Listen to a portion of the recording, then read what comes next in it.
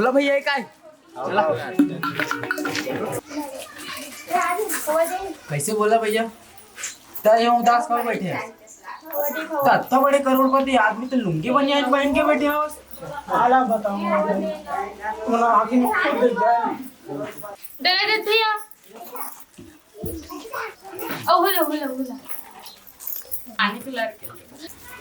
Cigarette से आप लोग ए तू ना कुछ सुनन किच ले हैं हो जाओ पैसा दे दिया हटा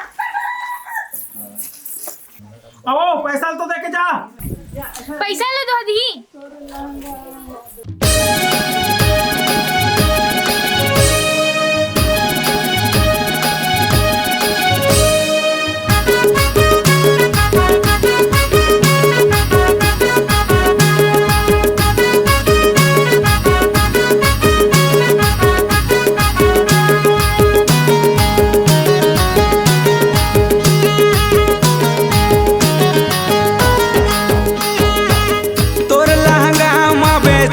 रे करोड़पति तोर लहंगा में बेचागे ना तोर लहंगा में बेचागे रे करोड़पति तोर लहंगा में बेचागे ना तोरे आनी बानी हवे वो डिमांड तोरे महंगा महंगा हवे वो सामान रानी मोर तोर लहंगा में बेचागे ना तोरे आनी बानी हवे वो सामान रानी मोर तोर लहंगा में बेचागे ना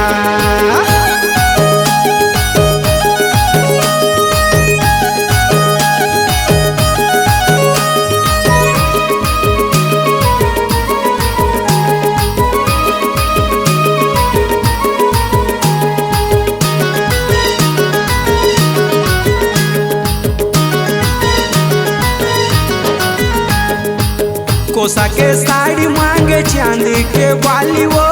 लेवई देवई मतोर हो गे मैं कंगाल वो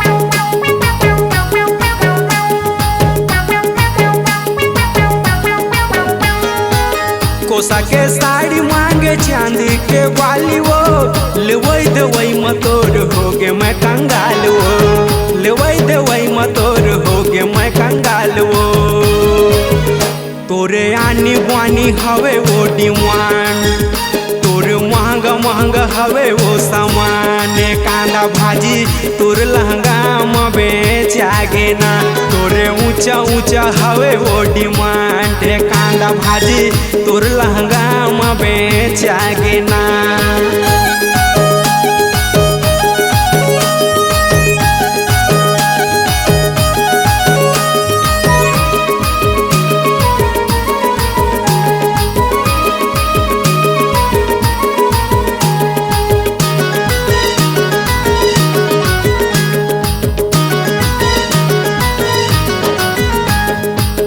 एप्पल मोबाइल मांगे मोटोरोला 14 वो हॉटस्टार मैच देखे IPL 20 वो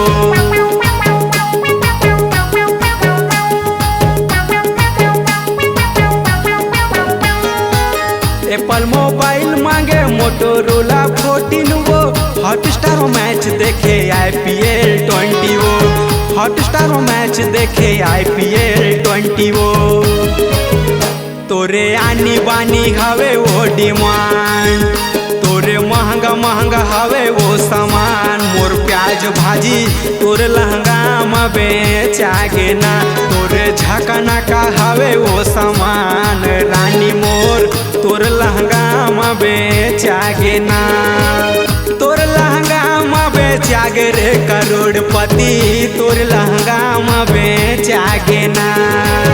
तोर लहंगा में बेचागे रे करोड़पति तोर लहंगा में बेचागे ना तोरे आनी बानी हवे वो डिमांड तोरे महंगा महंगा हवे वो सामान मोर प्याज भाजी तोर लहंगा में बेचागे ना तोरे आनी बानी हवे वो सामान रानी मोर तोर लहंगा में बेचागे ना तोरे महंगा महंगा हवे वो सामान रानी मोर तोर लहंगा में बेचागे ना तोरे आनी बानी हवे वो सामान रानी मोर तोर लहंगा बेचागे ना।